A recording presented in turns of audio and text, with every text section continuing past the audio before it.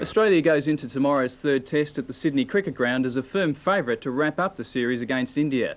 Already leading 2-0 in the 5-test series, the home side is confident of dealing the knockout blow, weather permitting. Persistent rain in Sydney has made training awkward. Only today did the weather clear enough to allow practice in the nets for the first time. The test strip has also been affected. Today the covers were taken off for the first time in 3 days, prompting speculation the sweating of the ground will cause a lively start to the game. A little bit of early life, a bit of bounce and some seam for the medium pace type bowlers. And what about the spinners? Is there a Christmas present somewhere in there for them too? Oh, if they're extremely accurate. In other developments, Victorian leg spinner Shane Warne is set to make his test debut.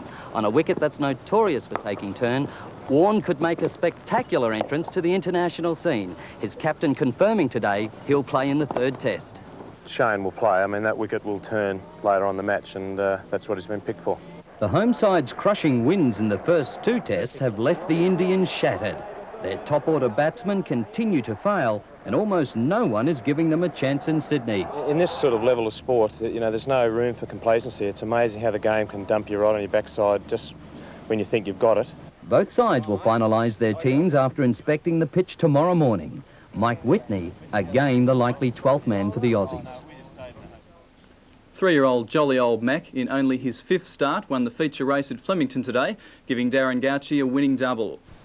Good evening, everyone. Victorian leg spinner Shane Warne will make his test debut tomorrow in the third test against India in Sydney. Australian captain Alan Border says Warne will play, with Mike Whitney again relegated to 12th man. Bruce Reid was enjoying a carefree day with his family at Darling Harbour today, while Australia's selectors spent it worrying about who'll make the team.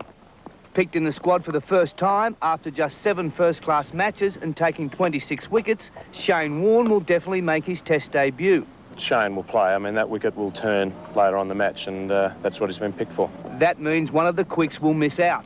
I thought the bowlers have done a fantastic job in the first 2 test matches, so it's going to be one of those tough ones, but at this stage, looks like Michael will miss out again. Merv Hughes has a groin strain, leaving the door open for hometown hero Mike Whitney to start.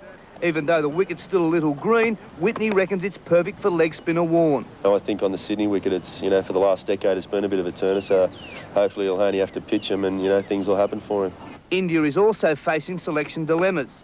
Their openers have failed in the first 2 tests, and a decision must be made whether to start newly arrived reinforcement Navjot Sidhu as opener. The Sydney pitch has favoured the bowlers in the past, but according to head curator Peter Leroy, the wicket is made for runs, prompting Alan Border to bat first if they win the toss. Russell Fairfax, 10 Eyewitness News.